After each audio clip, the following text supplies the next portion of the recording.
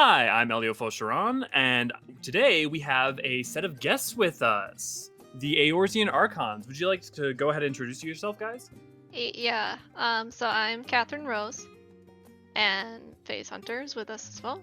Just want to say hi. Hi. We have a YouTube channel called the Eorzean Archons, not to be confused with the Archives. Very twinsy there. Yeah, we're soon we'll open up our twin channel, the the Archons Archives. Archons Archives, exactly. So our channel is primarily focused on lore summaries, and we go through the New Game Plus content, primarily focusing on the raids, the trials, side quests, and job quests. And it is a vital service done for the community, that's for sure. Okay, then. Today's focus is going to be Mists of the Realm, all that good 6.1 content that has come out. And boy, is there a lot to talk about. Have you guys, what was your guys' sort of initial hopes or, thoughts when we got both the name during the live letters, but as well as the trailer for 6.1 when it came to Mists of the Realm? Yeah, it was definitely interesting to see that they were going back on some of the older content that really you only get some previews in.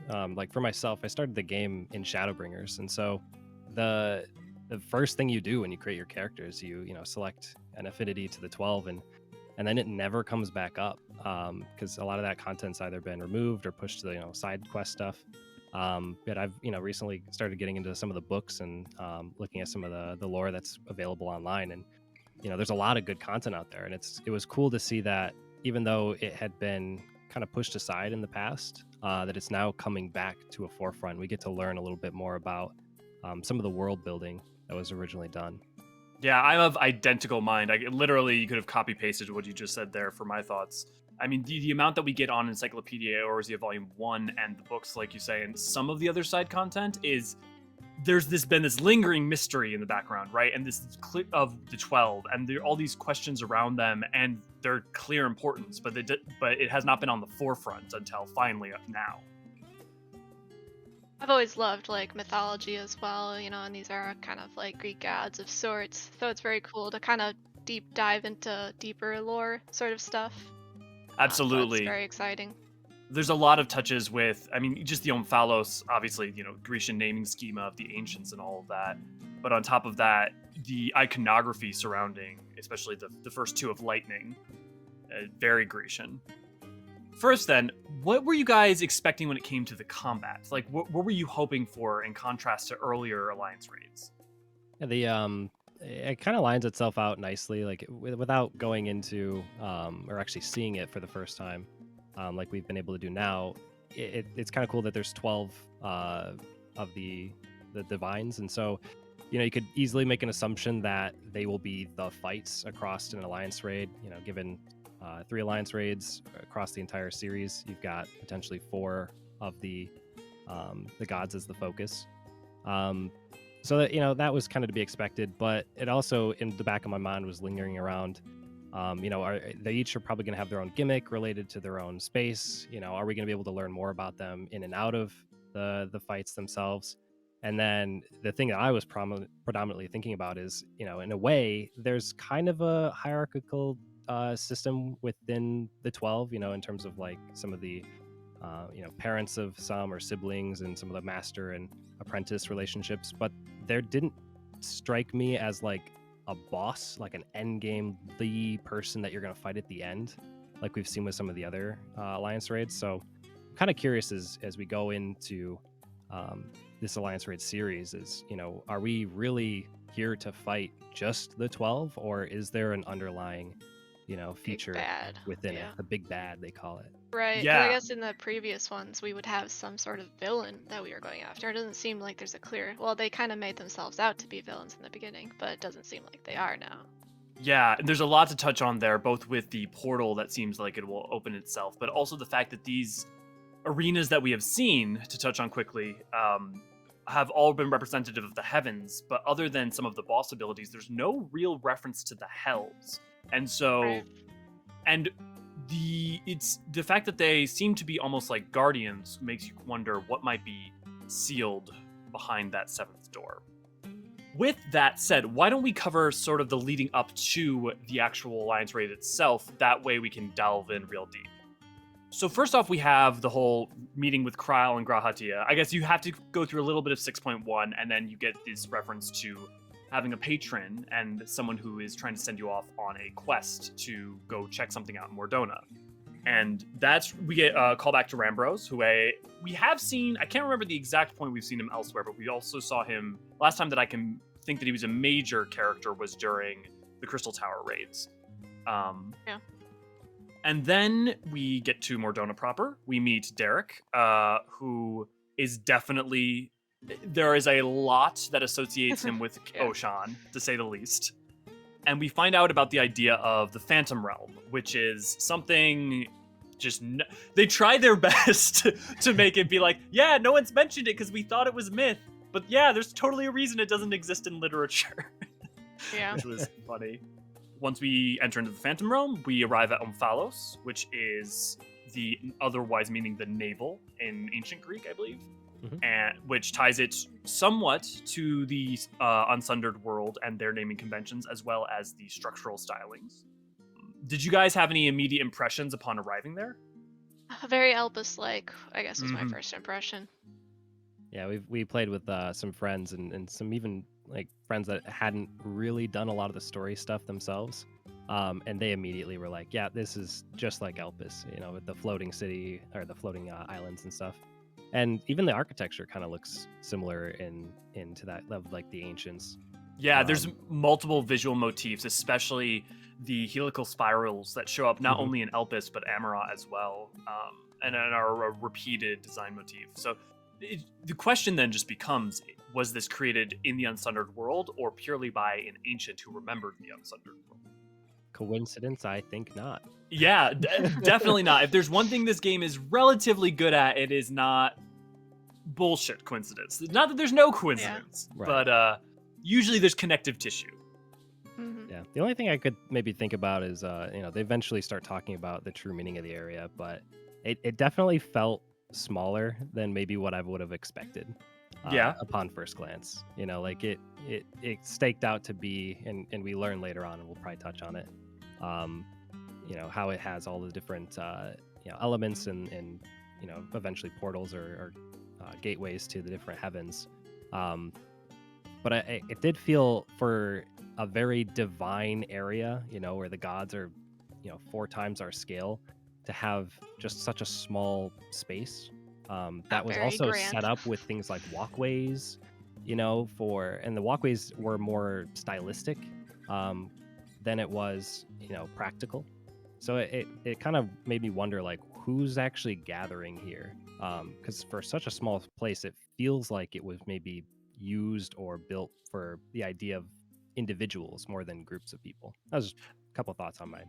No, absolutely. I think that's a great point. And the way that the divines seem to have been waiting for us also kind of implies that the Omphalos was always perhaps intended as from a design standpoint, not just the developers, but whoever created it, to be a point from which the peoples of Etheris could actually engage with them. So that's actually a really interesting point. And speaking of them, we then have the gods show up and pretending to be evil, which is fascinating that they felt the need to do so to draw us into conflict with them. Hmm. Which I guess then, why are we fighting them? The next, Earth and Ice. Why would we fight them if we know they're not evil now? What's the reason? That's a really good point. I would think that to some extent that's we know their game, and we know we need to play their game to discover more truth. And everyone in our party is at this point so devoted to wanting to know what's going on that maybe we don't need a justification other than playing along. Right. I'm just curious, I guess, why they want to fight us then. What do they hope to gain out of this? Right. Well, it's interesting because, assuming it's to prove our mettle in some way, right?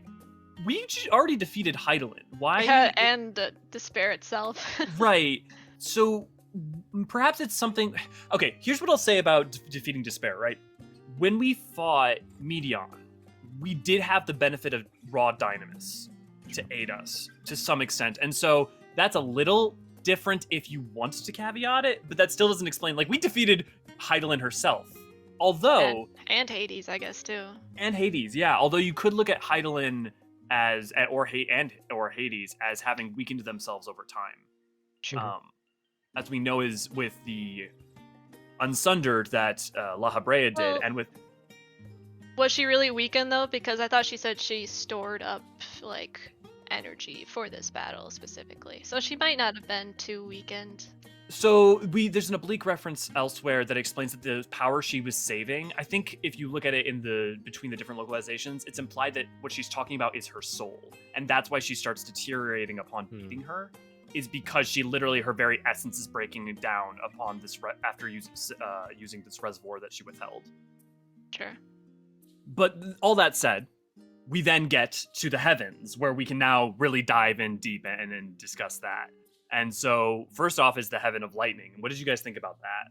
It was very pretty. Very Ralger-like, Yeah, or Alamegan, I guess. Yeah, definitely a lot of design motifs from, well, I guess Alamigo would have gotten them from, with the griffins and the color purple. Yeah. I think the way that they designed it was really kind of fresh, because I'll admit, like when I first zoned into the Alliance raid and you're on kind of like a straight shot and then it curves 90 degrees to the right, and it just felt like you're walking on a singular path. I kind of got like Super Monkey Ball vibes where it's like all right, I gotta go across the track in the middle of this abyss, and it really felt like we were guided in a way, and I wasn't too appreciative of some of the area. But then you walk up on Byragat, and he's got, he's just standing there on the platform. He's the divine. You walk up to him, and he just builds all of the structures around him. And all of a sudden, you're surrounded by these pillars, and then as he's transitioning stuff, you're in a coliseum of sorts. And I'm like, oh, so the gimmick is that he's creation. And in the idea of the lightning, the first fight is really you start out with building blocks, and they build the arena around you. And I was like, okay, now I understand. Yeah, and as the builder, that makes a lot of sense. I really liked the Colosseum transformation because it again calls back to sort of them as Greek gods and that mythology. Yeah, very much so. And I agree with you that the initial run-up is incredibly utilitarian. And part of me is torn because I appreciate that, because it makes... We know what the design elements of having something like Crystal Tower that's maybe a little less so is maybe more awe-inspiring, or not necessarily awe-inspiring, but can be nice the first time, but upon repeated runs, it can be a little more grating. Mm-hmm. With the Byragat fight itself, did you feel... I have felt that one of the things that the 14 team has done better and better with each passing expansion has been improve teaching you a mechanic, and then teaching you another mechanic, and then combining those making sure that you can learn the fight within the fight if you're paying attention, but also making it interesting. Yeah, low punishing to start, and then more punishing later when you should have known better, essentially. Right, because you can survive getting a vulnerability, but once you if you keep messing up, then it becomes a bigger and bigger deal. Yeah, I played Samurai. Typically, I play tank classes, but I started out on like DPS, move my way into tanking first, things like Savage and whatnot. I definitely agree with you when it comes to learning the fights and whatnot. You have to see it in a way and then build upon it. But I was playing the new Samurai job, and so I'm spending a lot of time trying to rework the bar because the rotation's gone. I don't have Kaiten. Oh no! That's all I heard the first fight. And of course, I have to find a way to get full uptime on the boss day one blind. Of course. So I may have gotten a few Vuln stacks, but I did it intentionally.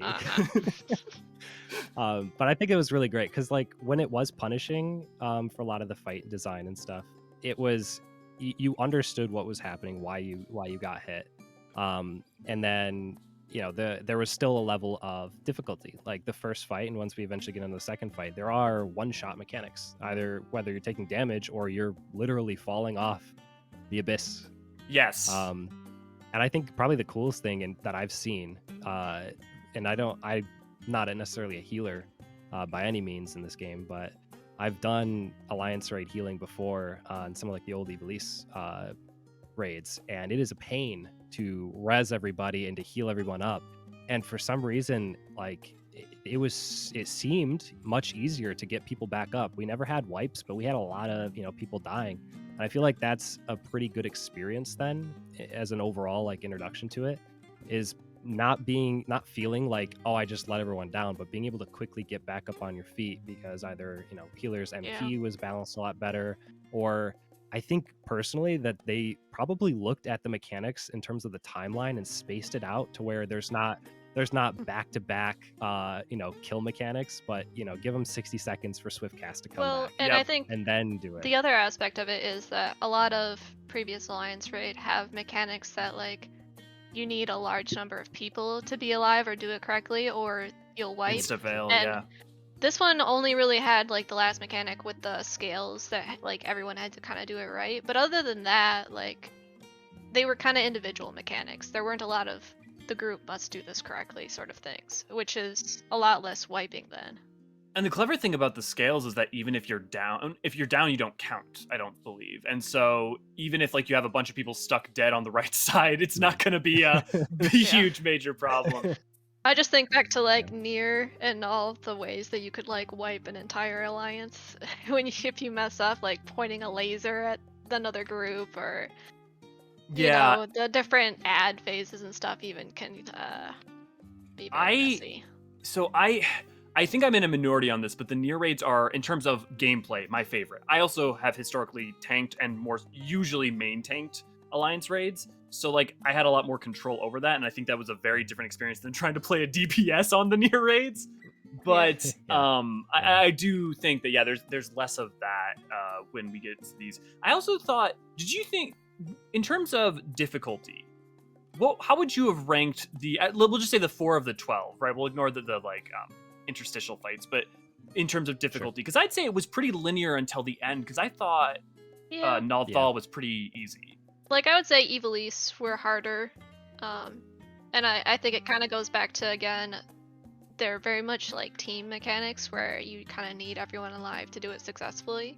So having half an alliance dead, it still makes it feel easier.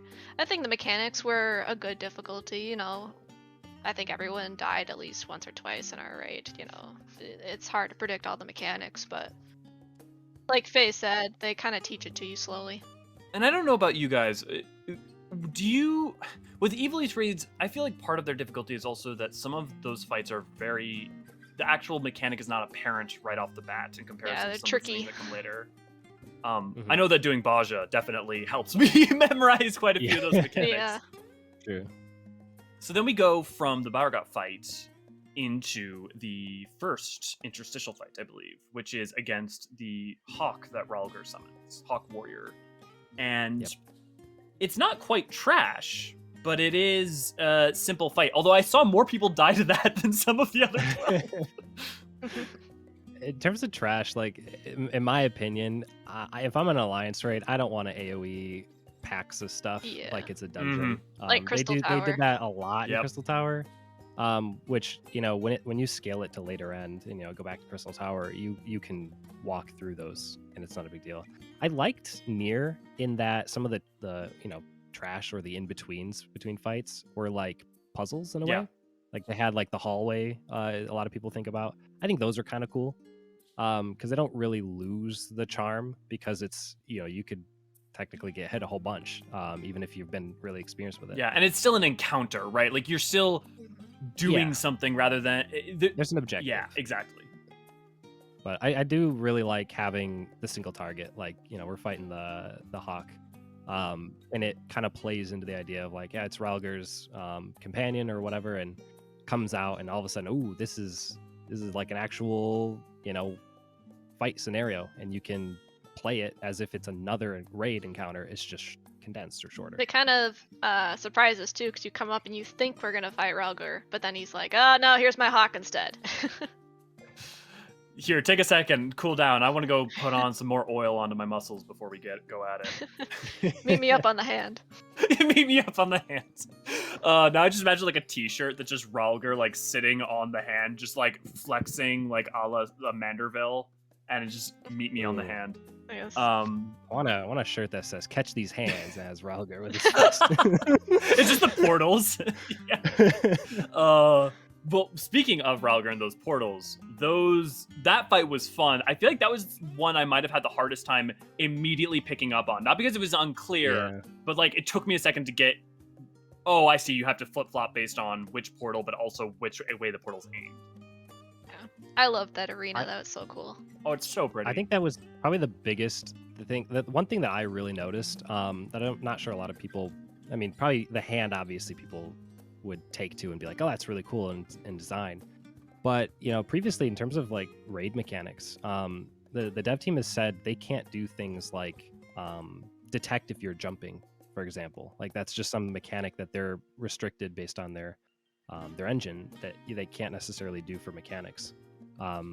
Except for like when you talk about the ice mechanic, whatever, where you have to be moving or you get frozen, you can technically jump and that counts as movement. Right. But outside of that, they've always talked about kind of restrictions with the play arena, and you have the circle, you have your square, you have your triangle every once in a while. But the Biorgot fight, there was a shifting platform where like the arena was moving constantly and the shape would change. And with Ralgar, the thing that I immediately noticed, not just the fact that it was a hand and it was oddly shaped, but there was elevation to the fight. Well, I was going to say with the elevation, I was kind of figuring, there's obviously nothing that's going to be mechanically related to that. But, it kind of made me look down and say, oh, this is a full hand. And I immediately noticed once we started doing some mechanics, like the first thing he does is a knockback. Yep. And I realized his hands are curved up. Like I'm admiring the stage the whole time. I'm like, oh, I bet you those hands are so if you get knocked back, you get stopped by them. And then I immediately did not take my own advice for the next set of mechanics. I gap close canceled the first knockback thing, and then the second one that comes with the one that became purple. I did not do those. I mean, at least it makes for a good story, right? I told everyone how to do it and then failed myself. Ain't that be how it goes? Yeah, I immediately noticed those fingers too. That was the one thing I'm like, oh, I immediately understand what these are being put here for, and we're going to need to being pushed off. The other thing too is that not only are they curved up in terms of like being able to block you, but like you will deflect off in interesting ways too if you're off center. Yeah, they had a new icon because originally, like the push icon is typically the the blue pulse that would be like a centered AOE, and you get knocked back from that pulse. But then they turned it purple, which to me did not register, and so I understand it's new and that it has to be introduced. I don't know why it couldn't have been blue, and then they showed like arrows to indicate the green ones, direction, right? And that's cool in terms of teaching, but it also kind of left me thinking like I should look that way or something. And I was busy trying to hit the boss. So eventually, looking back, especially watching videos of it, it makes a lot of sense as to, the arrows are pointing to certain areas, and you have to make sure that the arrow you're lined up with will actually knock you into a finger and not over a gap. I could also imagine that those arrows in the future get used for, let's say, a raid, one of the raid fights, right? And then the Savage version doesn't have the arrows. Well, because if they did that, though, then like would the icon still be purple? I guess my only real question from that design choice was why couldn't it have been blue? I think because they're trying to differentiate it and say, it's purple and it has arrows, was to indicate that's a different type of knockback. Or I literally because it's regular and he's purple, maybe. Yeah, Ralgar just wanted to be different because we know Ralgar's a diva. I don't know. They've done that in the past with like different colored markers, and then in like I don't know if it was with Endwalker. I think it was with some of the last patches of Shadowbringer. They specifically went back and changed all confusing instances of markers, and they made standardized versions of them. And they're also doing it in 6.1. They've gone back in some of the Realm Reborn stuff and do it too. Yeah, they went back and updated some of like the stack markers, for example. They now have a motion to go inward, so that when you're, eventually, I don't know if it's in Nidhogg right now, but Nidhogg is that first time that I've seen a stack marker, and I can't tell you how many times people run away with it. Yeah. Because they don't realize it's like, part party stack. There's a great meme video on that somewhere that I cannot recall the name of, that is literally just someone seeing that marker in that fight and running all across Eorzea and then Othard and then fleeing to the first. But I hope they add that for Nail. I hope they update the markers, because Nail was in Binding Coiled was a rough fight. But yeah, the Fists of Ralgar, awesome. We get dropping meteors, which kind of, Ralgar's comment. It felt like with all the fights, maybe unsurprisingly, they actually touched on the little details that are connected to those gods. Yeah, Ralgar having the comments is definitely like the callback and stuff to his. It almost would have been kind of pilgrimage of funny people. if they had like a callback mechanic to Ramu, but I guess I understand why they wouldn't. Yeah, that would have been interesting. I mean, even the story itself calls specific attention to their parallels and where that split might have happened. Like do a mechanic that Ramu's may be known for. Yeah, That's where it comes from. And then like if you know that mechanic, you would just know what to do. That'd be great. That would be funny. All right, everyone, chain lightning. Everyone make a circle. You'd lose 18 of the people. Like, no, I mean that's generous. You'd lose like 22 of the people in the group. Just random lightning orbs show up. Everybody, stand on them. All the sprouts know what to do for once, but none of the vets. All the vets have completely forgotten. The other touch I really love later on is that they also have Nalthal dropping orbs and some people have associated that with Thal's balls. Mm-hmm. Thal's balls, yeah. Of course. Could not have that. Could not, no, definitely. Any other sort of final thoughts about that Ralgar fight in the Heaven of Lightning? I mean, it's just beautiful as a whole, as we've said, but the fact that each arena, like you have Byrokot's arena, right, touching on his symbol everywhere and its structure, but then Ralgar's, I guess here's one of the things I want to ask you guys about. Do you think with the Ralgar's, the Fist of Ralgar, that statue, do you think somehow that statue inspired Ralgar's reach? I don't know how anyone would have seen it. From what we were made to understand, they would have only shown. I was gonna mention something with that. It's when I first seen it, you obviously recognize it from being within Ralgar's reach, but then post, right, and they start talking about who they are, and after you've done the entire raid, right, they talk about how I think Graha theorizes that the people of Eorzea had seen glimpses of Ralgar at some point throughout history, and they created his image, and it was like multiple people had the same account of what he looked like, so they were able to define a definite image of him within Ralgar's reach as like a monument. Yeah, one of the fascinating pieces we get on that too is the fact that it seems during times of etheric instability, like during the calamities, that's what causes it to happen. Yeah, so during those times is when he becomes seen. But the thing I thought that was most interesting was that it's not just a one-way relationship, because for them to create an image of Ralgar within like Ralgar's reach, right, is one thing. It makes sense. But then for Ralgar himself to steal that image and put it in his own heaven, I think I'll have a statue of myself in my heaven. Means that, well, it kind of means that he is awake in the sense that he is watching over those people, right? And it gives that kind of validity to it. Yeah. They say that they love but it also us means too. that he's maybe honored in that regard, right? Yeah. Like, I mean, he sees the statue and is like, yeah, I'll put it in my heaven. Yeah. Well, and to both of your points, we also know that they can present themselves upon the world as animals, even if they don't interact. So we know for sure they've been watching over people. And that makes a lot of sense. But the idea that he was stealing from us in order to aggrandize himself is pretty funny. They are very similar. I guess it would surprise me if these glimpses that people caught, if he had a statue of himself first, let's say, that it's so similar or like exactly the same. I just find it hard to believe that people wouldn't be able to make it that accurate. It almost seems more if they're like literally identical, that he copied them. Yeah, it's one of those things me and Aniri often talk about where, yes, you could use the boring answer of, yes, they just duplicated the model and that's why they look identical, but we prefer to try and, within the confines of the universe itself, figure out why that would have been done. Then, I guess, why don't we move on into the Heaven of Fire, which, somewhat ironically, starts out moonstruck and rather kind of dead.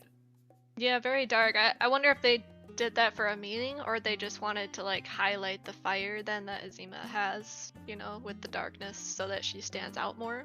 Yeah. She like brings the sun Brings within the the sun fight. within the night or something. Exactly. I think that's the idea, right? Is the arrival of the sun and the tie to Persian and Egyptian mythologies, the changing of night to day with, and as well as the with the boat of the sun, right? It's not. I don't look at that and I'm like, that's weird or it doesn't make sense, but it is a really interesting stylistic choice compared to the Heaven of Lightning, which is almost immediately presents itself as what it is. Yeah, and then when we defeat her, yeah, the sun essentially comes up. That's the most logical explanation, but there's also a hidden theory about the Phoenix fight within Asmodeus and how they didn't want sun with sun and fire, and maybe people wouldn't see. People too Round. bright have to turn Maybe down they their last minute light change. settings. That's also like the skybox would have been orange. Yeah, it would have been a little bit harder to see her abilities. I literally wonder if that happened if they were playtesting it with People like were tired of their complaining about the PCS. Yeah, and they thought that the contrast would just make it easier to figure out what she was doing. That'd be pretty funny. I think it was really cool because as you approach the arena for Zima, is you see the kind of remnants of the city in the background, I believe, and then the moon is obviously predominant, and you fight her. Throughout the fight, you go throughout, the whole aspect of fire. The sun, he literally comes into the play, and then as you're done, you see the city even brighter now with the bringing of dawn or dusk or whatever you want to. Yeah, I guess one of her later mechanics is that she brings like this giant ball of fire sun down in like an AoE. So I think Yeah, it's all very resonant. Might make less of a visual impact if it was already bright out.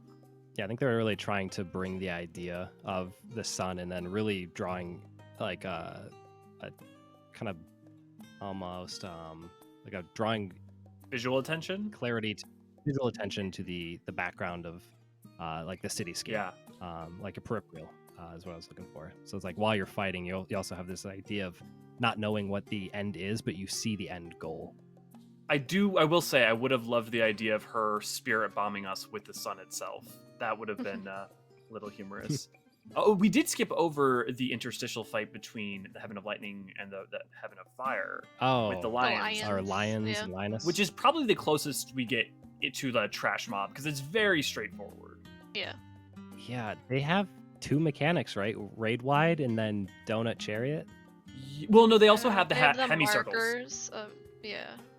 Because they'll do the 1-2, one does half of the field, one does the other half, as well as the donut and They get circle. those Oh, and then limit they do the cut halves. markers above their heads or whatever, right? Yeah, they do haircut cleaves. The one thing I could have said to that is, I think one thing that could have helped is if some of the mechanics in the interstitial fights somehow prepped you for the fights to come. I think that I think that would have been less interesting in one sense because you would then already be experienced, and then you go into the Azima fight and you've already seen it. So it's like not a 1-to-1. So I'm torn on one hand, right? Because on one hand, let the fights be individual and have their own experiences, but on the other, teaching people ahead of time, I feel like can prevent a lot of heartaches. Yeah. Well, it's interesting too because like the lions and the hawk, I don't think are really talked about in the books or anything. So they're like No. companions of the gods or something like that. They didn't really explain their Well, purpose or why they have them. Like later on, when we find out that the 12 have, the animal form, do we have Ralgar turning into that? He hawk? turns into a hawk, so we Yeah. know that symbology is So connected to him. maybe that's this symbolism there. And I don't know if we have like Azima's. We do not.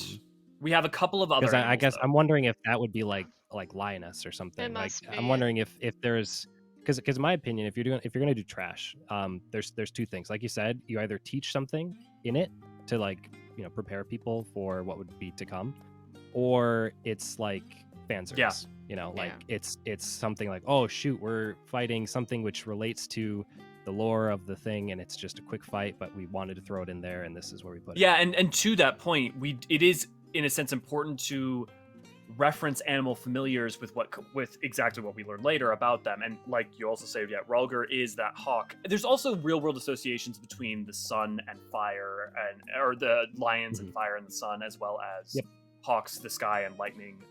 And so some of that. We also see the animals in the Omphalos after you beat it. You can see a couple of them. You can see what seems to be a golem and a rabbit, and then a beta fish and an owl are the 4 that I saw. Yep. Well, we'll get into that later, but I have speculations about what that might mean Sure. for the next Sure. next Yeah. tier. But so we touched on that. How did you guys like the Azima fight? It was fun, challenging for sure. I think Azimo is probably the easiest one for me. Really? Yeah, like there's only one mechanic that really stuck out, and it was the split the room with like the devouring brand, if you know what that is from Savage, but it splits into 4 pieces as the fire walls come up, and then she blows wind across, and you have to in your mind tell yourself you're not getting knocked back, the fire is getting blown. And first time seeing it, you're gonna get a 50-50 on it, but once you've seen it, then it becomes more of a pattern, and especially in Alliance raid, you kind of follow the leader for it. Yeah. But I think this is one of the best fights in terms of like uptime design. And she creates clones that go around and Yes. she kicks some of them, which is exactly like the Ifrit from Like Eden, soccer. when Ifrit kind of makes clones and goes around and kicks certain fireballs. So that was like a direct copy of that. Yeah, maybe it was easier because we kind of knew some of the mechanics from other fights and Yeah, and there such. wasn't any way to like fall off the arena, so it wasn't too bad in that area. You just could get a lot of vault stacks. I mean, there were plenty of deaths for sure. I was rezzing a lot, but it's a cool fight. Yeah, that was the only fight that really threw me off my game. I think mostly because, like you said, I wasn't even worried about her pushing me back with her wind. I was more just like, wait, is she pushing the fire out from its source? Is it the split second it took for me to figure out what exactly the mechanic wanted me to do was too long to then be able to make any choice. And that's where I struggled with that fight. I think those make for the best designs though, because what you don't want to have like some of like maybe the Crystal Tower design where at some point you're just eating whatever damage and you just beat the boss and you don't care about the actual mechanic. Like I think of the zombie dragon or whatever, where you have all the skeletons running at it and you just eat the hits, because we can over shield and stuff, and because of the like the echo and the buffs and whatnot from being over leveled. But when you look at some of these fights, even though we've done it and even though we've seen it, I can tell you how it works, but I can still mess it up. Yeah. Like to me, those give that same realism. So if somebody new was to come in, they could, rely or trust on their alliance, but it also leaves that little bit of like, oh, I could die at any moment because, mechanics are difficult or have a little bit of personal responsibility to them. Whereas, if you go into an alliance raid, let's say like once this is out for a number of months and you come into it fresh, if somebody new coming into it, and they just follow the leader and they never feel that risk or, that real pain of having Vuln stacks that are dying or anything, then it kind of feels like the gods are just a pushover, Yeah, no, I wholesale agree with that. I guess for me, what I would say is Ralger for me was more of feeling like, I'm going to be punished. I can't face take anything. Whereas Azima was the one time where I was like, okay, I literally, it took more than one time of seeing this mechanic to even try to figure out exactly what was going on for me. And I think part of that was also just the fires, like visually was a lot of noise just for me personally. Yeah, there's a lot going on for sure. And then we have the sun come down and we get the whole sort of visuals around, like you guys were saying, around the sort of Egyptian theme, the Spelladine theme. It makes you really wonder if it's in any ways a reference point for what the structures of that period might have been like. Probably not, because the Heaven of Lightning does not seem to be referencing a specific other point in Eorzean history. But at the same time, with Karn and Beladia's, worship of Azima, it can't help but make you wonder. Yeah. Yeah, it kind of gives that Arabian vibe. Yeah. In a way. Which I think is how they describe it in the encyclopedia book. Yeah, pretty much. Because they kind of describe the Heaven of Fire that way. Yeah, the Heaven of Fire and like the Heaven of Lightning, it's tower built by Byragot with lightning striking. They match their descriptions really, really well. The one thing I wonder is often the Heaven of Lightning was depicted with Dalamud in the sky in iconography and art, and so it makes me wonder if before Dalamud fell, would it have been able to be visually seen in the skies of the Heaven of Lightning? Probably not, but it is interesting that it, as a artificial construct, is also associated with a realm of artificial constructs. Yeah, because they thought it was a moon originally or whatever. Right. So then we dive on in to Nald Thal, the twins. It's some of the best music. Oh, it's fire. Both Oh. figuratively and literally. Security, yeah. This has got to be probably the best in terms of the soundtrack, in terms of like the environment. Even I think I still really like Bayergoth's kind of concept of the construction, but as a concept for the map, because it does change, especially with like the lighting, and then boss design. Like Nald Thal being one entity but two personalities, having him do the flip Yes. of his body Great and his use of torso, character. where it's like it's not only just having like the concept of twins under one divinity, Yeah. but it also kind of gives this idea of like the aspect of heaven and hell, where it's like you have a guy who's up for life, commerce, all that kind of stuff, and then you flip over and is like, yeah, I'm the underworld. It introduced such a cool mechanic with that, from above, from below. Very interesting with standing in fire versus standing in, blue. That was Blue also fire. one. Blue fire. Where's the red ice? The funny thing to me about above and below was I was so focused on the terminology for that, I wasn't noticing the lanterns during my first Exactly. Thank you. run. And it threw me off. I was like, oh, I was so bad at it's that. so much easier than I think it is. My problem is I'm overthinking this. Yeah. Yeah, Um, I was trying to tie that same thing where it's like, okay, so it kind of clearly talked about above and below, and you either can think of it in terms of there's going to be fire above you, Yep. or safe spot below you. You can think of it in terms of verticality, or you can think of it in terms of who's Nald and who's Thal, and which ones they're connected to in terms of the colors of red and blue.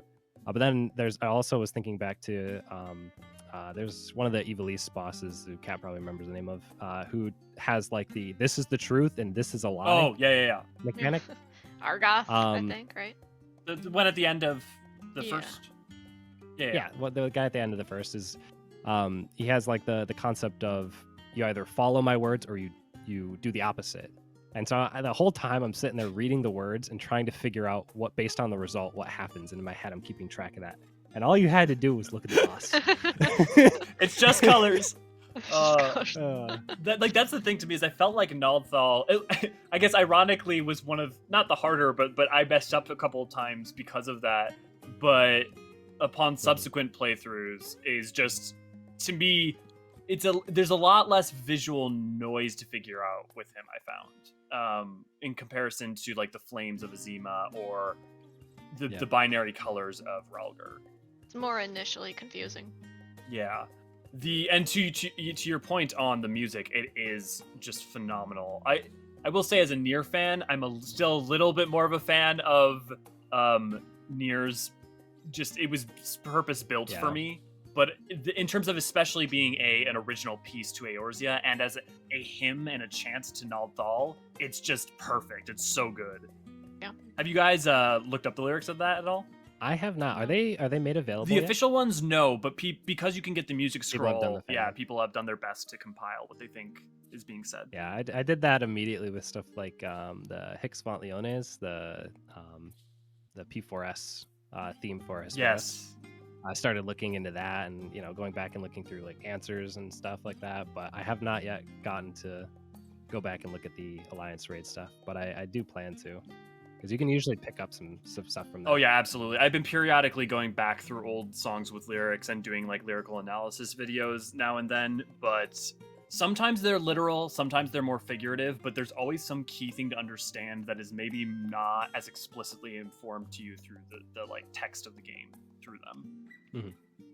Like Shadowbringers as a theme is literally just telling you the entire plot without telling you the plot at all, and I think that's fantastic. Endwalker too. Yeah, I love- Oh yeah. And Walker does. I like to look at it from the persona a lot of times, because you can hear a song and you can see the lyrics and be like, okay, it makes sense that this is what it's telling.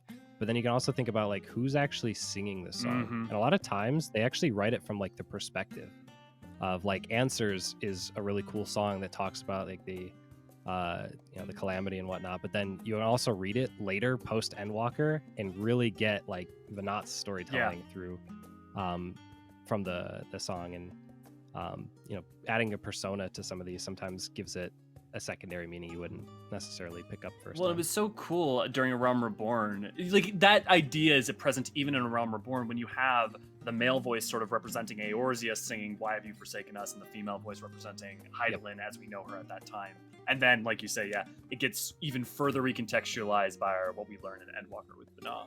So I'd be curious to see once the entire Alliance raid's done for the Mists of the Realm, if like which songs necessarily relate to which of the 12, and maybe why they were chosen for having specific themes, and maybe if they all connect in some way, or maybe they tell one grand story. Maybe they're different perspectives or different time periods that they may have been written in or for. It'd be cool to kind of do a post show of or post analysis of looking at all of the music that was written or the score. Absolutely. And my hope is, looking at the lyrics that we see for Nalthal, it almost reads, I mean, you could read it as any Eorzean peoples that worship him, but it definitely could be, it has the veneer of those who would worship him from within Thanalin, and that is very fascinating in its own right. The only thing that lets me down about the music is that each god does not have their own song with lyrical motifs, because that would be so cool. That would be a lot of work for my Syphon, god. though. Let the man rest. Well, let him rest. He did so many compositions for Endwalker that I think even just getting all of these songs is a gift of its own. I 100% agree. On actually the idea of speaking about sort of future songs and who it might be for, what do you think the next 4 are? Do you think that we follow the wheel? Yeah, and the wheel is the same one in the book too, and it literally goes in order that you fight the bosses. So that would mean Earth and Ice are next, with like, if Minfida then would be last boss for the next raid. Yeah, and it's interesting to me to have Althic being the second of Earth being up so early, because to one of the things you said before, Althic is kind of the it's father not the of head everyone. honcho. Yeah, exactly. Yeah, he was first, right? Right. I forgot to Father say. of time. Yeah. Oh, I can't wait for time mechanics. Like, let's get Oh, some more no. Alexander stuff. No, please, no time in waiting. The one other thing about Nalthal that I really loved is that he is a mechanical entity, because in his lore he was created, right? And so that make more sense as well. Well, it kind of comes into what FaZe and I were kind of talking about this before we joined. It's interesting, their mythology of their relationships and how they were created, and like him being first, and then some of them, having kids, and some of them being created by the Oral or whatever. I don't know how that all plays into this, how they were really created. How do we know about their mythology, which seems to be accurate, because they, almost talk about their relationships with each other as like we even get like Byragot referring to Ralgar as like master, or so how did Eorzeans know about those relationships if these people could never be involved? Like, how did we come to know about that? Were there lucky did they guesses? see it in the stars? Did they have prophets? It doesn't really explain how we have so much accuracy about them. Probably like a morning soap opera that talks about all the relationships between them. They explain that we know what they look like because of the etherical balance, but it doesn't really talk about how we know so much about them and their histories. That could their relationships. Yeah, absolutely. That could bleed into one of the ideas I have, that if they were created in some capacity, to say nothing of exactly what they are, but by Vanat for a reason, specifically as during her time as Hydaelyn, it would then make more sense that their mythology would have been intentionally seeded. Like she created their story or something. Right. We also, the benefit of that, because we know she's had chosen warriors for forever, and the reason that you could think that the reason that she might have made them is that she wouldn't have wanted interventionist gods, right? Because she needed the people of the world to be able to fight back against despair. But at the same time, from what we learn in Endwalker, things were really bad immediately after the Sundering. Like, things were dark and bad, and it was not a good time. So I can also imagine that she might have initially created this like fundamental mythology or idea in order to provide some comfort to the people of the world to help them muddle through. Because we know that the mythology, we know that the 12 existed at least as far back as the third astral era with Alag, but probably even before that. If that was true, though, the plan kind of backfired a bit. I mean, I think when the people became religious, the encyclopedia talks about them essentially becoming way too religious, and it creating essentially a calamity of everyone becoming like wanting to fight each other over their different religious views. Wasn't that more during the fourth astral era though, with ice? That was I think the third umbral calamity, which followed the second astral era is about faith in the above, which is kind of I think when the encyclopedia first starts talking about them being religious, because they kind of didn't like the idea of kings and stuff from the first astral era. Yeah. But then I think the downfall of the second astral era was because of faith. Yeah. Because then following that, when we come to the Allegan Empire, people were like, religion is dumb. Let's, invest in ourselves and technology, essentially. Yeah, I'm just more remembering sort of the Luddite phase that follows Alag, is what I'm thinking of. Mm-hmm. But also, I mean, there's an entire first astral era up until that point. And, well, yes, it did backfire some. That also would explain why they that could also explain why they were directed to be non-interventionists as well. Perhaps they weren't initially. Yeah. It would surprise me, I guess, if Hydaelyn made them. I mean, she did make the moon and the Loperids. I would just kind of expect a different... Do you have any ideas? When FaZe and I discussed it, we were thinking that they were already around, maybe before the Sundering, as a possibility, just because of so many Elbis ties, especially with the Spires. The way that they really started the Alliance raid kind of gives you that open palette to say, there's one belief. Like you to create a theory or an argument, you really have to base yourself in some sort of truth. Right. And the truth that this is spoon-fed to us is that they are divine, they are not primals. And that they have a secret purpose that they don't want to tell us of, but they invite us to, identify. Yeah. And, in some stuff that Graha, makes a conclusion of is that they exist in these planes, in the Phantom Realm. And they have been seen through like ethereal instability. So like using some of those as a grounding for truth, it kind of ties into the idea of how have they been really around for, from their creation aspect. They have mentioned, I think that the two things that stick out to me is that they have mentioned Hydaelyn, right, which in its own right is to me a clue of saying they mention Hydaelyn, they don't mention Vana, which kind of ties into this idea of whether or not they were created pre or post Sundering, because the whole Sundering aspect is really where you see like the ancients could have potentially set up something to protect Atheris. But if they did that, then their allegiance from the divine would have been with the ancients and not necessarily to that of Hydaelyn, unless there was some sort of transition there. Well, and the other difficulty on top of that, and this is not, I fundamentally agree with the creating foundations from which you can make any point of argument. So I totally am with you there. The interesting thing that this does not discount that the Phantom Realm couldn't have been protected, but we don't really know that if it would have been protected from the Sundering. Now, there's multiple things you can say from there, right? It could be that the Omphalos actually does exist now across reflections, and there are multiple versions of them, but that doesn't seem to be the case. But also, there haven't been calamities upon the other reflections, so there would not have been a case for etheric instability as there would have been on the source, because any reflection that would have suffered that would have also been rejoined at the same time and therefore destroyed. Yeah. Right. But maybe the Phantom Zone, by nature of what it is it was protected, and something like that is what protected the unsundered Ascians, because we know there was some methodology by which they were protected.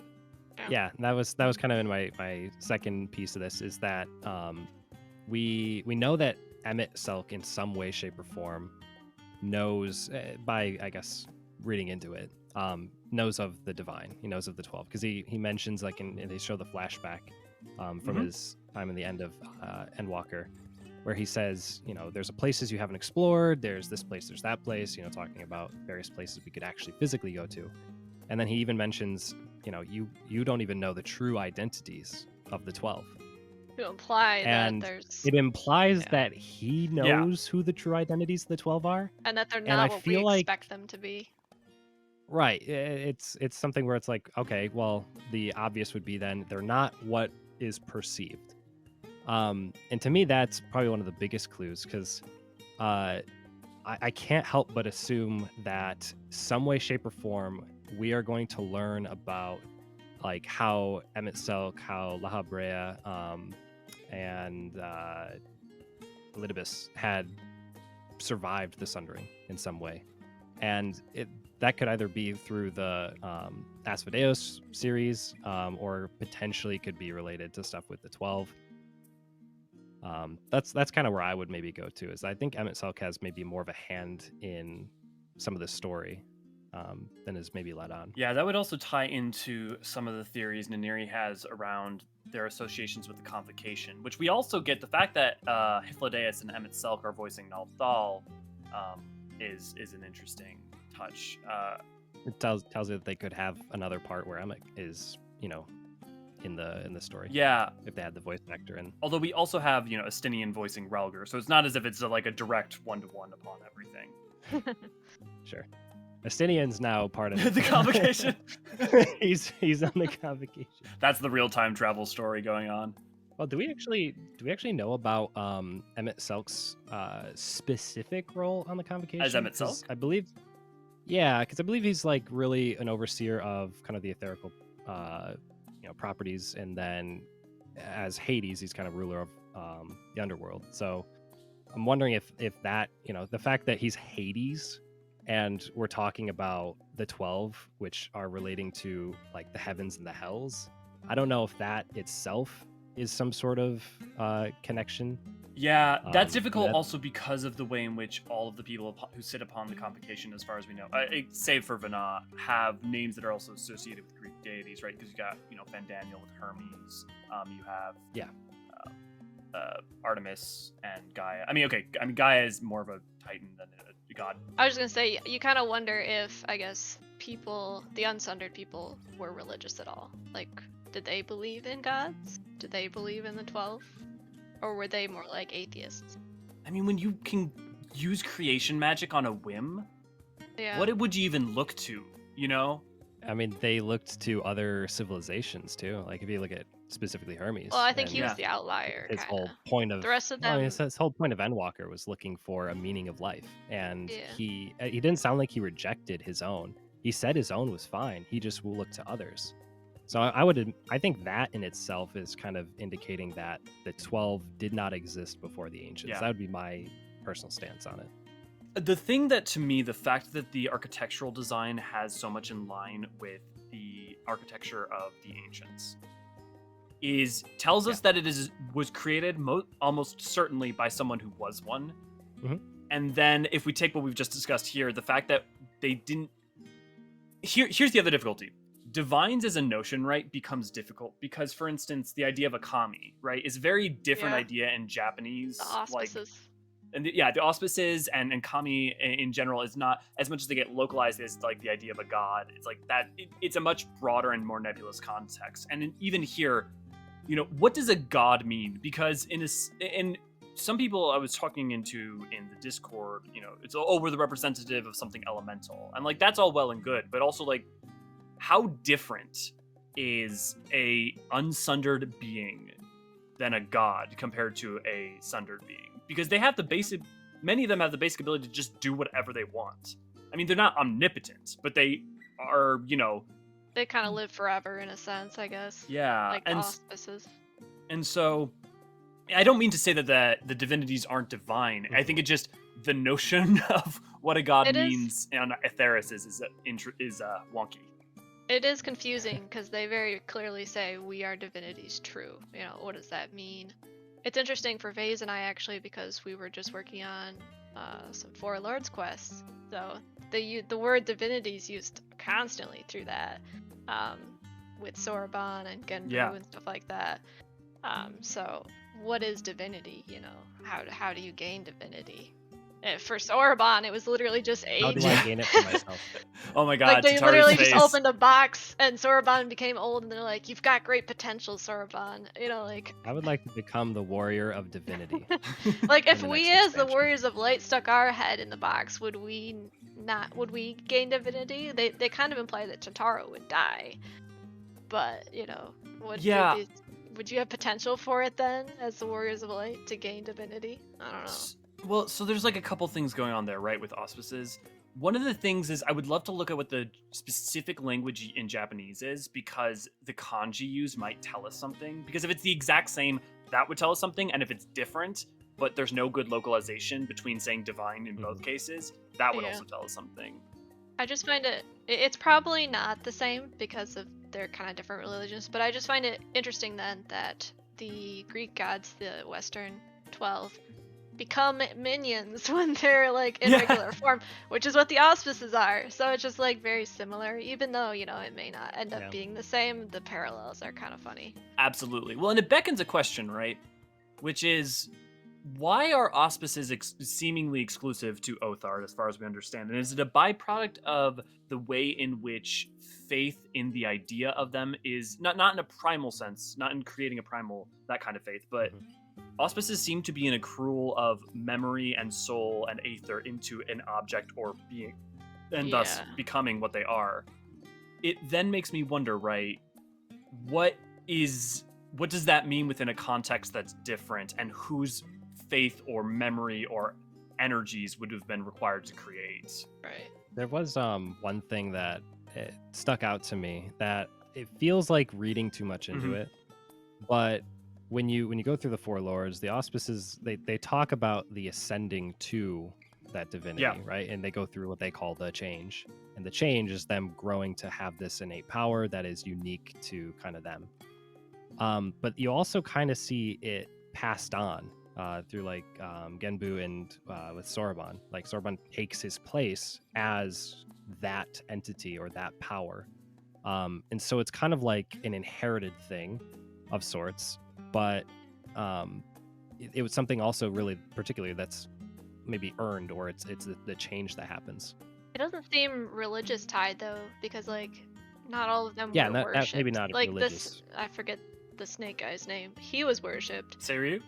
Yeah, but Byakko wasn't worshipped. He was kind of hated by everyone. He went in a cave to die, but then didn't die. So Yeah. Yeah, It's so all very tied into divinity the is Japanese shown. idea of Shinto, right? Like, yeah. and that is very different. Like, the notion of a kami in that is very different to like the Western idea of a god. Right. Which you come to like real world stuff where it's like either one is right or the other is right, but in the world of Final Fantasy it's like they're both right, but it's kind of conflicting with each other, right? Well, the thing I was going to bring up was in the words that are used originally when we first meet the 12. I believe it's we're speaking to Byragot, and he mentions that they're evil, right? Mhm. Oh, I'm so evil. We are all going to ascend to divinity and take over the world. And I mean, it's like, first of all, it's kind of cheesy, Because you you know. played But the Divinity but game also, and there were like 500 jokes well, you had to make yes, with we ascending had to to make the divinity. jokes about ascending to divinity. But that sticks out in my head. It's like, why would he ever even mention ascending in the first Uh-huh. place? It's like in you know, cop shows or whatever, where they catch somebody saying something unintentionally. It's like no one brought up ascension. Like the fact that you could perceive to ascend to divinity makes me feel like maybe they earned it, or they were given that title or given that status, as opposed to just being born divine or being created divine. Yeah, I think that's very possible. I think we can also... There's also two questions around that, right? One of which is that their ascension seems to be more them talking about taking the place of Hydaelyn. And the question is also, is ascension in that context a aspect of them using heightened oratory by nature of what they are, as they kind of all seem to, especially like Byragot, and more, is it merely ascending to the place of control over the world as in taking that role, or is there a stronger context like you're getting at? Yeah, it could very well be potentially that they're, breaking free of. They talk about that code of conduct that they have, where They can't they're get not allowed to involved. necessarily interfere or get involved. They're very merely bystanders in a way, but they also have things like, the comets and other, aspects where they've been seen or something in kind of guiding humanity. Yeah. That their ultimate purpose and this rules that they have to play by, potentially is in its own right some sort of clue or reference. And I think as we go through these alliance raids, it's going to be uncovering what it is that their purpose was. What is this rule guidebook that they have to follow? Was the guide or this code of conduct that they have to act within that prevents them from being this ultimate divine power?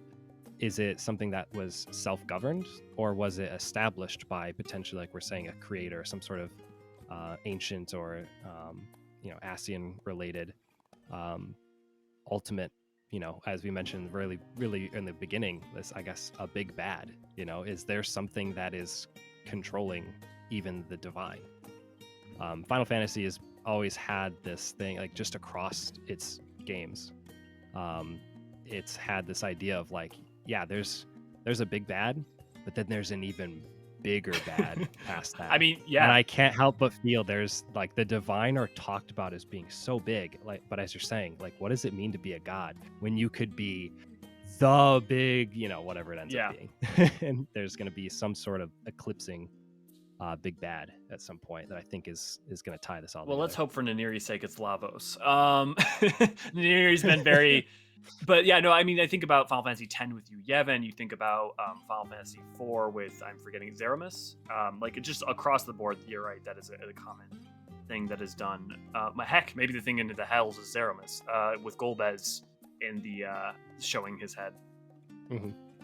Yeah, a lot of different big bads that could potentially be, sparking from, what could possibly be greater than that of a god. Yeah, it also calls into question what the whirl is, right? Like, is that metaphoric representation of whatever is the creator? Because we know there isn't necessarily a primordial essence in that same way. Assuming they were created because of all the Elvis vibes, yeah, it just seems like their purpose is very lackluster because they can't get involved. Like, we kind of know that he kind of sent his comment to, help guide the Almegans, but there aren't really a lot of... I mean, they even literally say, like, no, we did not help you during the Bahamut calamity. Like, I'm so glad they clarified that. I've had to explain it to people forever. Which makes sense, it's a primal, but they talk about how much that they love us, as our people. So why wouldn't they help us during calamities, I guess? Just this code is holding them back, but why couldn't they help us if they really loved us that much, And would that in itself destroy their would the idea of the calamity, would it in itself destroy their connection in their phantom realm? Would have that had been protected? Speaking on protectors, though, we also know that Midgardsormr was protecting Silvertear, and clearly probably the most important thing to have protected that we can think of would have been the Omphalos. And specifically during the 1.0 trailer, he arrives from above, from the cloud cover. Now, the Phantom Realm doesn't seem to necessarily occupy normal space, so it's not as simple as, oh, he came from the Omphalos. There's fake sky or whatever. Right, but it is interesting if these deities are not evil, as they clearly don't seem to be, and are protectors but not interventionist. What was the importance of having Midgardsormr protect what seems to at this point be the Omphalos, because there's really nothing else that we know of that would have been the designated target at this point. Yeah, I believe because the thing that we get within Endwalkers, we see like the connection points where you could like directly commune with Hydaelyn. There was one within like the Silvertear Mountains or something, and then there's one within like the Sharlayan Islands. But the lake itself, we've only, I think, known it to be just a source or a well pool of aether. But what that manifests, I think, like, I've seen some of your thoughts on what could be hiding. If we have the Omphalos hiding above Lake Silvertear, questions of what could be beneath. Or, what are we actually meant to protect? Because as you're saying, when you have Midgardsormr literally put his life on the line to protect such a space. It has been a hot, contentious point for conflict, whether it be the Agrius assault. You have the all the battles that have been taking place over that land, and the wellspring of resources that come within it. It's I don't think no coincidence that we keep coming back to the area around Mordona. No, it'll be interesting to see what purpose they give the 12, because right now it doesn't seem like there's much to protect. Like, if the 12 suddenly all disappeared and died, would we really notice a difference, I'm not sure. Makes me wonder what's beyond that gate, right? That the gate that gets mentioned and that empty spot in the Omphalos. There must be something deeper that is like important to the survival of the world or something. Yeah. I mean, we also know about, extra dimensional threats, things like Ultima, whatever Sabik ends up being, which is I have my own thoughts about, but there are innumerable things that are still dangerous, even if they are not the living embodiment of despair. Mm-hmm. But kind of moving on into the story in a broader context, did you guys enjoy the story? Was there something you wanted more of, or anything you were disappointed by? It's hard to say so early on. They're being, obviously very mysterious about everything. So the lack of information was a little frustrating, but I guess to be expected. It's just all theories at this point. Yeah, that's always the struggle, right? Is getting only 1/3 of the Alliance raids. Usually my biggest criticism is, I want the rest now, please. True. I think for me, admittedly going into it, because we hadn't really talked too much about Derek. Yes. On the podcast yet, and maybe we have time for him after. But I found his character when he first came out to be a little underwhelming. Like, he just shows up as a explorer, or maybe better known as a wanderer, who just happens to wander across the water, not in the water but on the water, and then finds a place which we've, I guess, named the Seventh Heaven, which again, as the scale of it doesn't really feel that grand. And he's, they make a huge point about his monkey, which I thought was adorable. But, there's a lot of things they keep mentioning with like that character. And going into the entire Alliance raid series, I didn't like his setup. And I didn't like a lot of the stuff, like when the gods first show themselves. It felt underwhelming, but it in hindsight, right? It makes sense to, like, his character is different for a reason. There's something that will play out with his character, and the reason that he's able to figure out a lot of stuff. There's a reason why the gods tricked us early on and said, "Oh, we're big bad," and then they actually said, "Okay, by the way, we can't actually tell you the reason. We just wanted you to keep going. Yeah, we need you to play along." Once I did the raids, I thought the raids were phenomenal.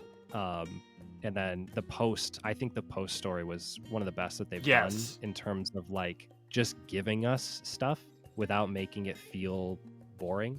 I mean, there's a lot of traveling, which is a little odd, but it was meaningful. Like, you didn't feel like you were just going between quests. You were actually uncovering the secrets that made you appreciate the build-up to the entire raid series. So one thing those are kind of my main thoughts. Talking to FaZe about before this is, Derek seems obviously very oblivious to a lot of things.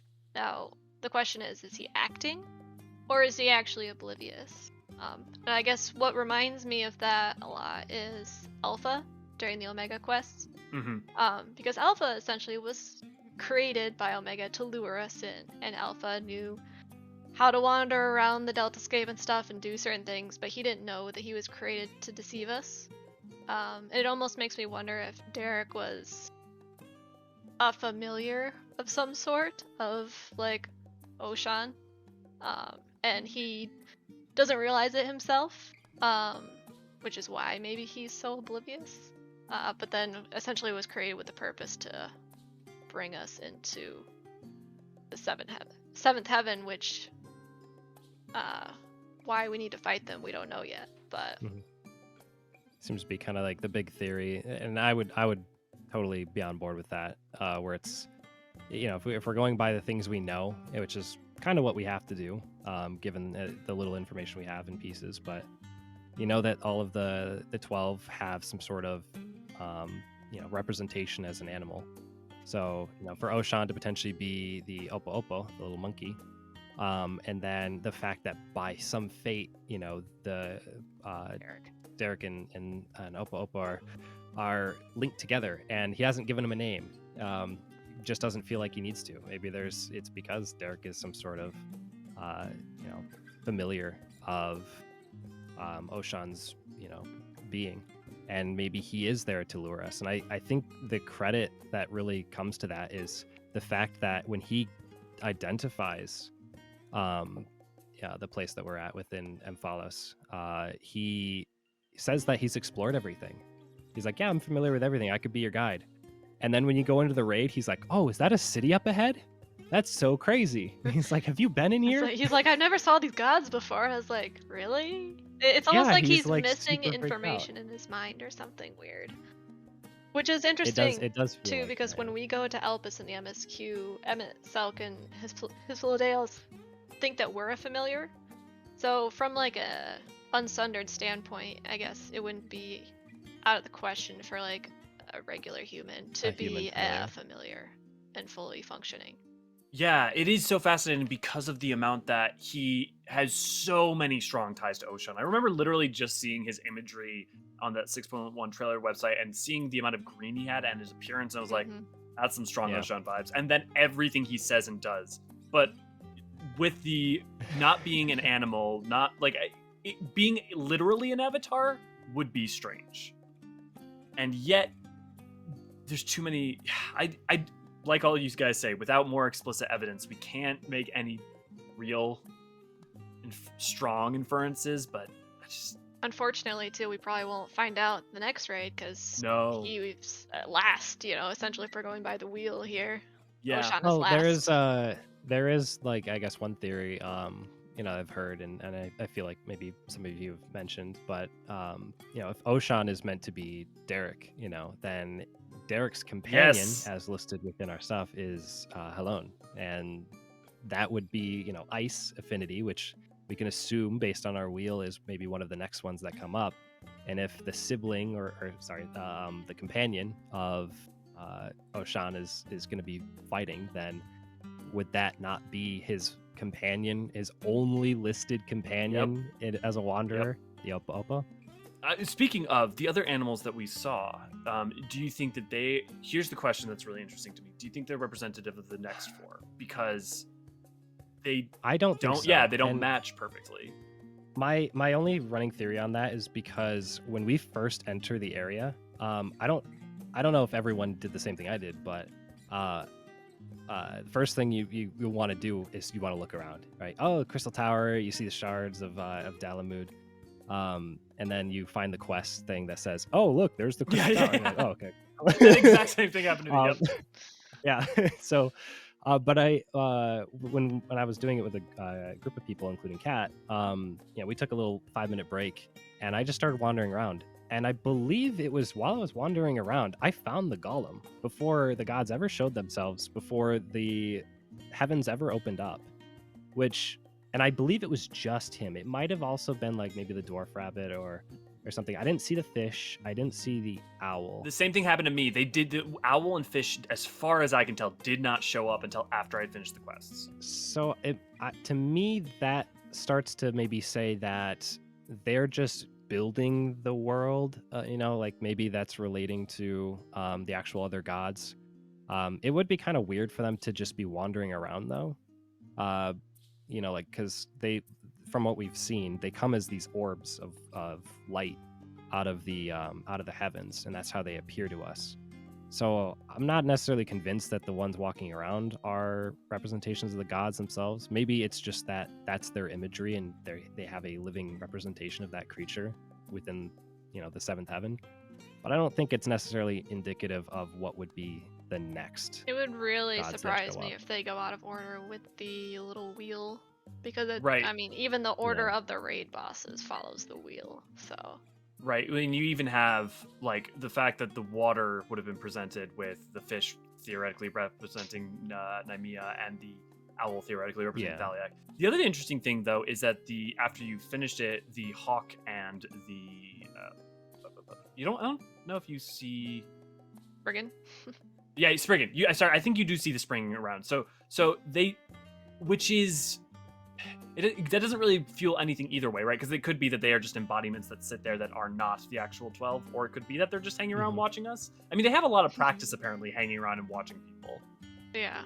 And their favorite pastime is walking back and forth in circles. And yeah, I don't want to really get on the bandwagon that they are the gods themselves. I think it's kind of like a Garden of Eden of sorts, you know, like they have representation of different variety of animals, and that's what they use as their, you know, inspiration for creating their disguise. Yeah, no, I think that's Um, very, very possible. It's actually very reminiscent of when you go to Elpis, yeah. and you see all of the Creatures around. you know, animals and the creatures that are running around, and that's the first thing that really came to mind for me was, you know, this to me is just like a garden of all of the different things that they've worked on or have become, drawing that connection once again to the ancients.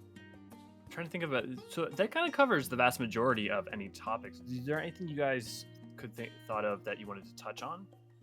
I wanted Rambros to be more involved. Yeah, more Rogadin He- representation. I felt like he could have taken the place of Kryle. I don't know. Like, I don't feel like we needed her as much. I think it would have been way cooler to have Graha and Rambros as like the main quest givers again, like a Crystal Tower callback. Yeah, well, I mean, it's interesting that we get Snowgeam, right? With like get a different Rogadin in towards the end, which I'm really glad for more Rogadins, more new Rogadins and new characters, as well as. Well, yeah, it's interesting that they like bring her to the gate and like show her around. Like, oh, we're just bringing anybody in here now. Like, I thought, like, how does this Well, work she's with? meant to be an expert, I guess. Yeah, but how in does this work with studying the some of whole gods can't expose themselves to people? Like, could we bring an entire city into here? You know, are they gonna I get guess that's upset true. depending on who we bring through the doors? You know. Well, I Who's mean, it's allowed not to like see they them and present not? themselves, because like they True. are. It's, I guess they think only. it seems to be their interactions that are the problem more so than any awareness of This realm.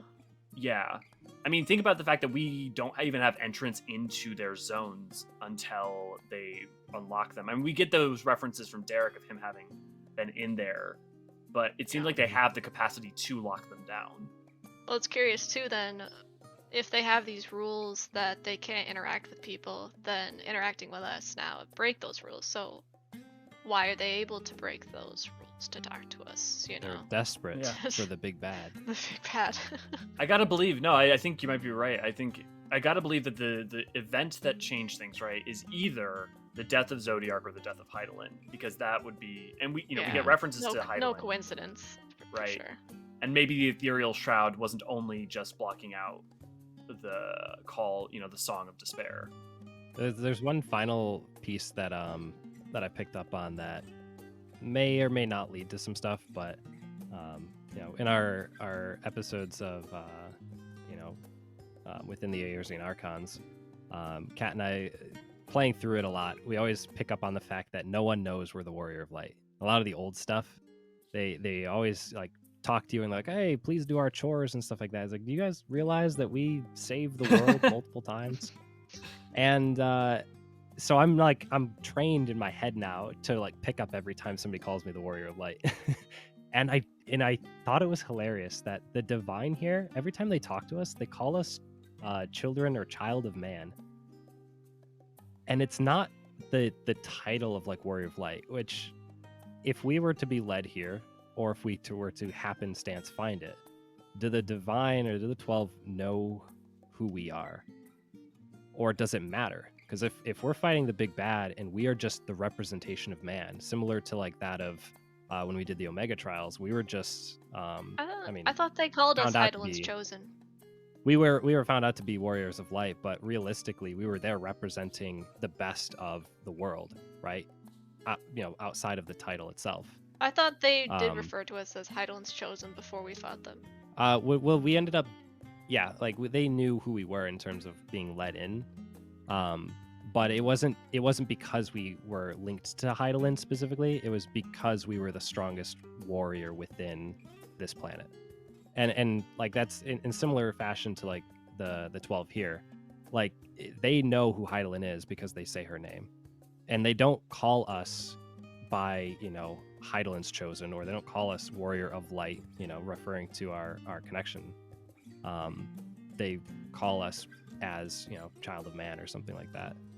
I think they also use the term children of men when referring to the groups as in Yep. plural, like when they're referring to you. So in my mind, I think your idea that it doesn't necessarily matter who is the champion to fight them, just that there is champions to fight them, that is all that is particularly relevant. I mean, you could also think about the fact that it's an alliance raid, right? And whether or not the people in your group by Duty Finder has always been an iffy place, but within the past 2 expansions has been worked to be far more canonical.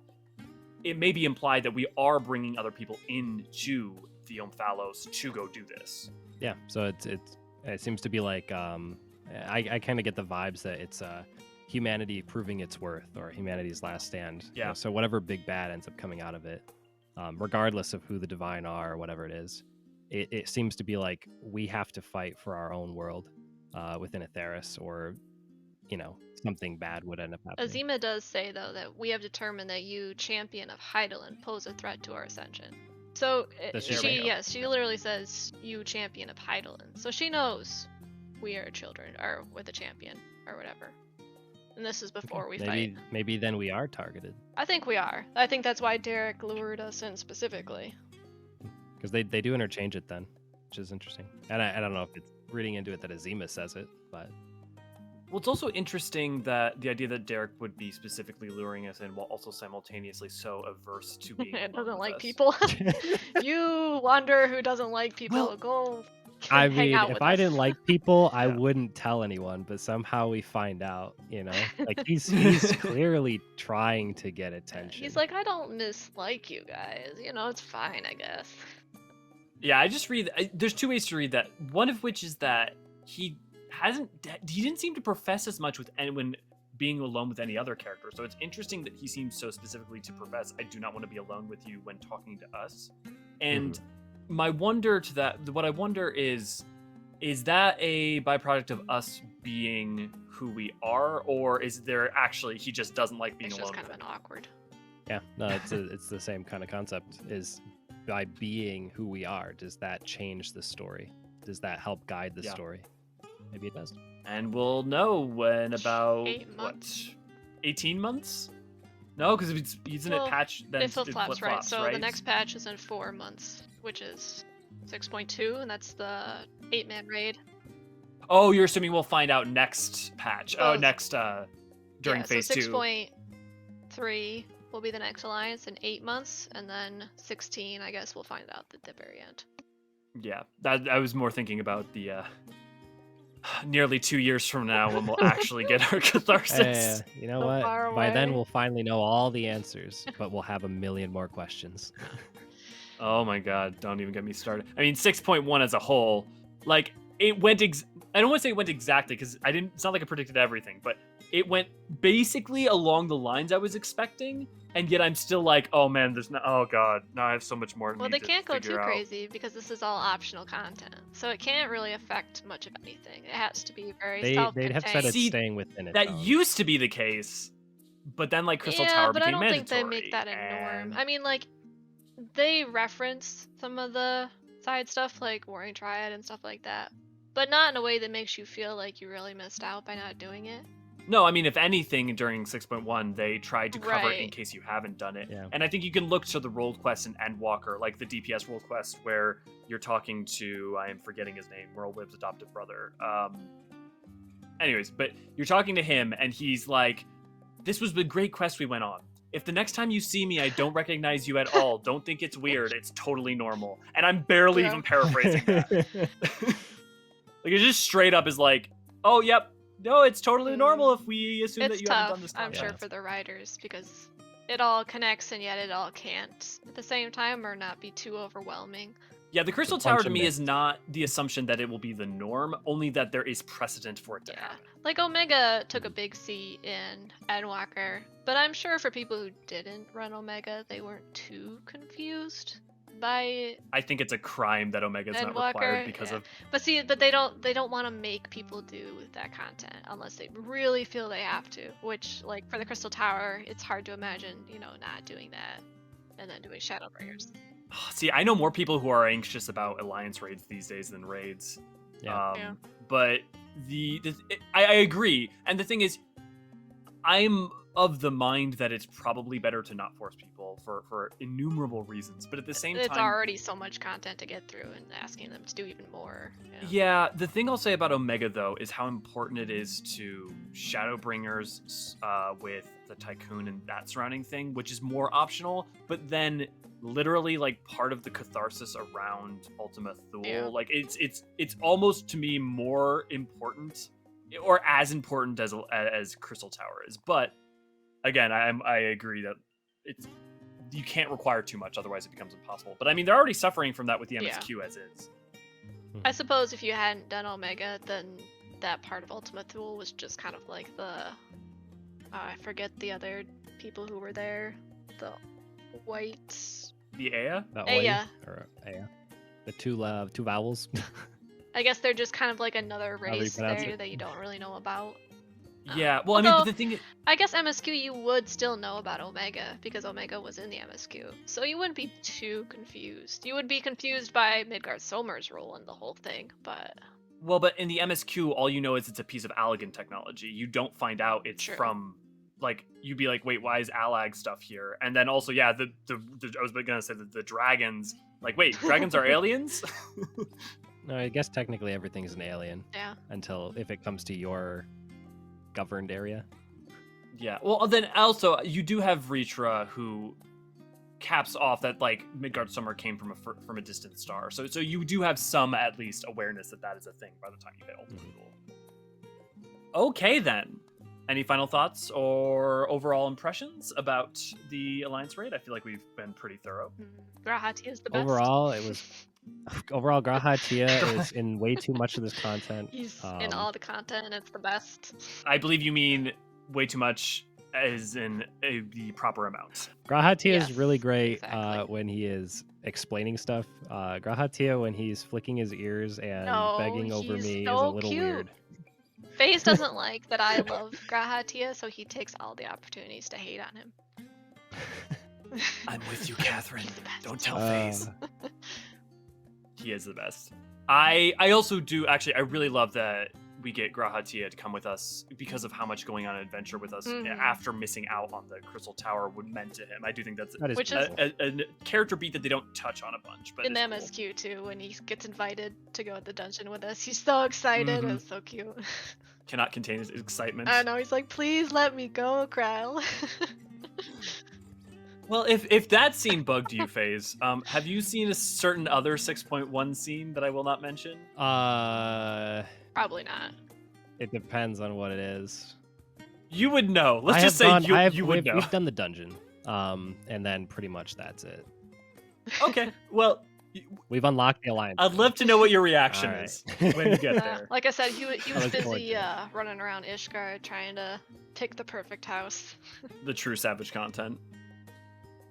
Well then, where can people find you guys? So mostly just on YouTube with the Eorzean Archons.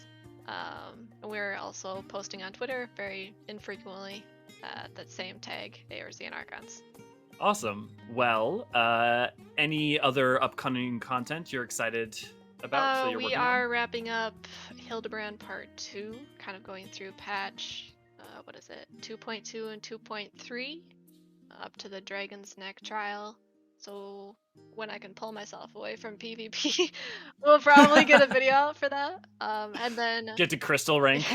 and then, like we mentioned, we've been working through the Four Lords as well because Tataru's quest coming up requires you to complete the Four Lords. So FaZe and I wanted to get through that content before that came out. So we'll be putting out a summary video after Hildebrand Part 2 for the Four Lords, and then I'm probably going back to Hildebrand after that. Yep. So for anyone who's listening who has not done some of those quests and doesn't feel like they have the time because they're so engulfed in the PvP and the other great 6.1 content, you pop over to EorzeanArchons and we'll sum it up for you in a pretty quick video. Yeah. Or a refresher. It's probably been a while for some people too. Yeah, well, you guys make great content, and I always make sure to check it out. And thanks so much for joining me here. It's been a really lovely conversation. Yeah. This has been it's awesome. a lot Thank of you so fun. much. Yeah, I'm looking forward to maybe trying to talk to you guys in the future with especially maybe the other Mists of the Realm revelations that we get. Of course. Of Yeah. course. Anytime. Well, with that, I've been Elliot Forcheron, This is Catherine Rose. I'm Face Hunter. and we'll see you all next time. Bye. This content was brought to you by the Eorzean Archives. If you enjoyed this video, help us please the 12 by leaving a like and subscribing for new content every Thursday. And comment down below with any topic you'd like to see our Archons cover in the future. For even more content, discussion, and exclusives, please check out our Discord and consider supporting us on Patreon.